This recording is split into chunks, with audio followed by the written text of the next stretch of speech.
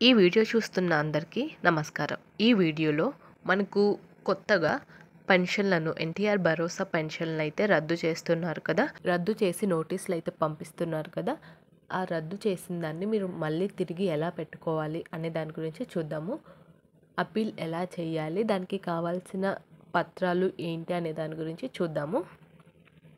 అప్పీల్కు కావాల్సిన పత్రాలు: పెన్షన్ కోరుతూ రాసిన అర్జీ ఎంపీడీఓ గారికి,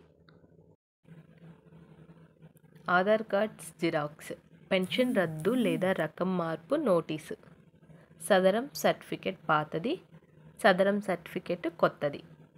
ఎంపీడీఓ లాగిన్ నుండి రీఅసెస్మెంట్ కొరకు నోటీసులు జారీ చేసిన తర్వాత మాత్రమే నియమించబడిన ఆసుపత్రికి వెళ్ళాలి. అక్కడ మీకు మళ్ళీ టెస్ట్ అనేది జరుపుతారు. అప్పీల్ చేసిన వారు నేరుగా ఏ జిల్లా ఆసుపత్రికి వెళ్ళవలసిన అవసరం అయితే ఉండదు. రీఅసెస్మెంట్ కొరకు పెన్షనర్లు మళ్ళీ హాజరు కావాల్సి ఉంటుంది.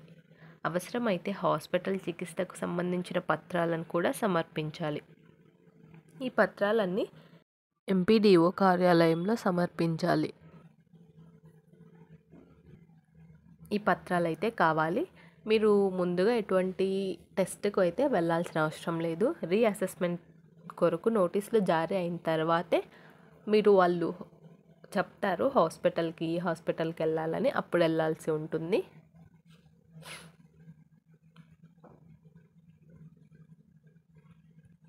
ఇలాంటి మరెన్నో సమాచారాల కోసం మన ఛానల్ని సబ్స్క్రైబ్ చేసుకోండి.